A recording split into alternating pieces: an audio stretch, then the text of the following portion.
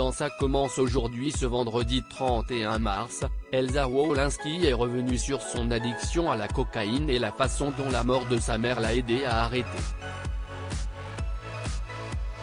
Ce vendredi 31 mars, pour le nouveau numéro de Ça commence aujourd'hui sur France 2, Faustine Bollaert consacrait une émission sur le thème de la santé mentale. Des personnalités comme l'ancien animateur télé Yves Noël ou le chef cuisinier Marc Vera sont venus témoigner sur leurs problèmes de dépression, de troubles bipolaires, ou encore d'addiction. Si est-il le cas de la journaliste Elsa Wolinski qui est revenue sur son addiction à la cocaïne lorsqu'elle était jeune. Je me suis droguée pendant 12 ou 15 ans face à Faustine Bollaert, Elsa Wolinski s'est confiée sur son passé de fêtarde. Quand j'ai commencé à me droguer à la cocaïne, j'avais 20 ans, a-t-elle raconté. J'adorais la nuit, la fête. J'adorais les films qui parlent de boîtes de nuit, de voyous, de drogue. J'étais là-dessus. Et après, j'ai eu de très mauvaises fréquentations.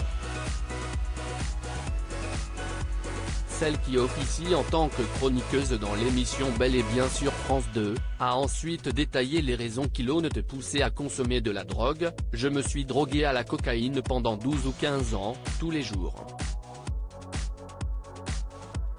Je n'ai jamais aimé me droguer, vraiment. Je pense que je me droguais que pour mourir, pour m'étouffer, et j'étais à jeun jusqu'à 11 h. Je commençais à me droguer à partir de 12 h. Je ne sais pas pourquoi j'ai arrêté après des années sous l'emprise de la cocaïne. Elsa Wolinski, alors mise sous antidépresseurs, a finalement renoncé.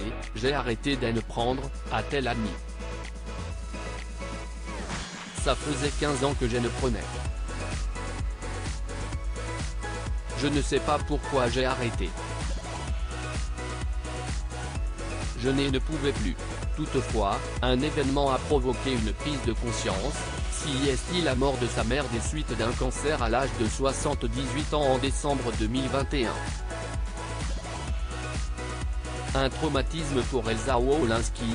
Quand j'ai vu ma mère morte, je me suis dit, mais, je me suis vu moi avec mes antidépresseurs. Quand ma mère est décédée à la clinique, je lui ai amené son petit poupon pour qu'elle soit avec son bébé dans son cercueil. Et je me suis dit, non, je ne veux pas cette image. À lire aussi le témoignage poignant d'Elsa Wolinski sur sa thérapie. J'étais quasiment sur la scène de l'attentat.